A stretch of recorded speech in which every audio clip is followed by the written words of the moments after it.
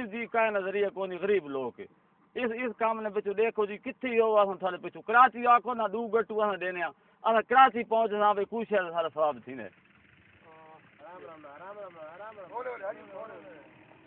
Fruit नजारे जी दरख्तान वो भी खत्म हो गए अजे कोई सारी चीज है जी पूरी नहीं थी बिल्कुल जी ये इंशाल्लाह ये जरे जी काश करे नहीं पाया जेरी साको इमदाद मिली बहुत बहुत शुक्रिया असा इसना शुक्रिया अदा ना कर सकते अगे वास्ते असा इस नहीं जरा ज्यादा काश करसा फसल थी तो ज्यादा काश करसा जी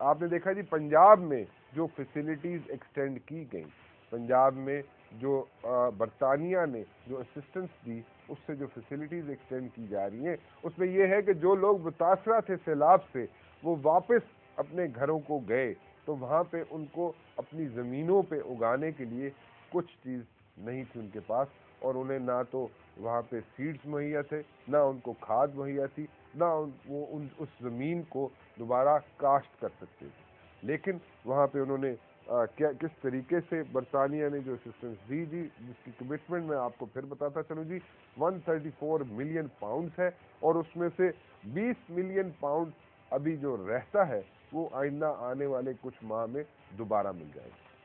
खैर ये तो एक छोटी सी पंजाब का आपको मैंने बताया जी एरिया जहाँ पे उन्होंने असिस्टेंस दी थी और मैं चलता हूँ जॉन बैरेट के पास जी जो यूके फ्लड रिस्पांस टीम के पाकिस्तान में हेड हैं जी, उनसे बात करते हैं।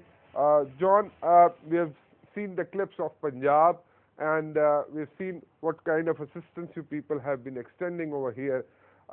Just like coming to the point, I've been like mean over here, and that is that the 20 million pounds, the remaining 20 million pounds assistance, when is it going to come in? Thanks, Rana. Very good question.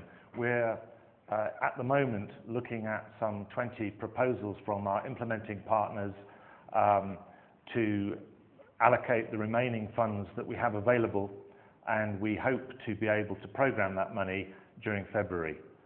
So in February we are going to get another 20 million pounds assistance, and this 20 million pound is going to be like distributed in the way it has been done in the past, right? So you people are going to like, how will you disperse this money? Well, in the same way that we have allocated the money to date, we're working very closely with the United Nations agencies, the National Disaster Management Authority, looking at the national needs, and then we are supporting proposals which align with the national priorities. We're giving grants to United Nations agencies and national and international NGOs to do work mainly in support of agricultural recovery and livelihoods. That's our priority at this stage. So you being a PhD in agricultural economics yourself, and the focus is on agriculture over here because we are an agriculture-based country. Do you think that the lands which were affected by the floods, how long will it take to come up with like a solid crop?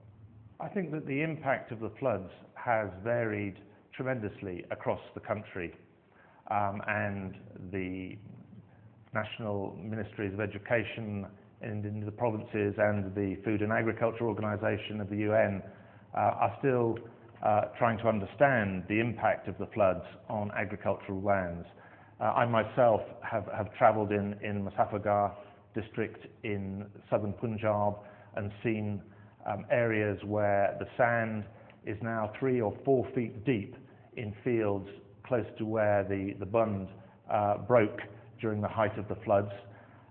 That presents very different problems from, say, northern Sindh, where I was earlier this month, where large areas of land are still underwater, and it may be many months before that land is going to be suitable for cropping.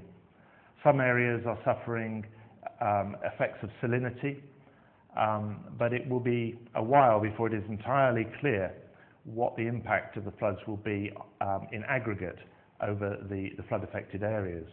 But I think the important issue is not necessarily the impact on the national food sufficiency. There are large areas outside of the flood affected land where agriculture will be as usual this year.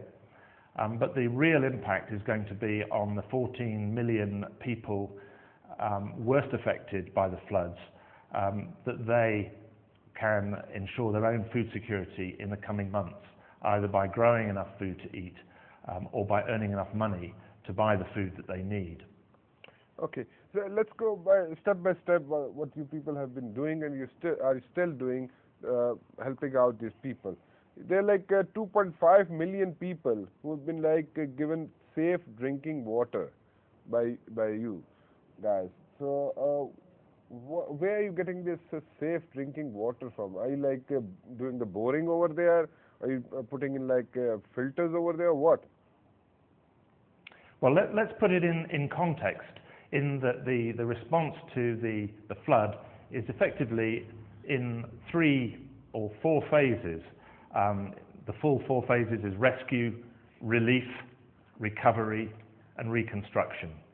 The rescue phase was within the first 3 weeks when over 800,000 people were physically rescued from treetops and houses in the floods.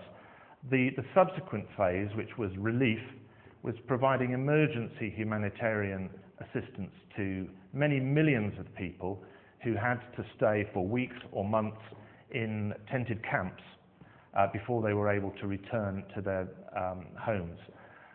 Those people had 4 priority needs in that relief phase, what we call survival assistance.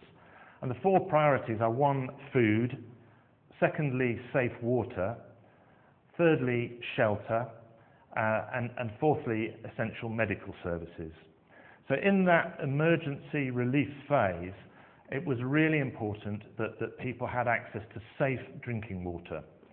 And the way of providing that in camps was by providing tanked water supplies, by ensuring that sterilizing tablets were available where appropriate, that people were provided with health and hygiene kits to help them access safe drinking water during that period. So the 2.5 million people whom we helped to have safe drinking water during that period was very much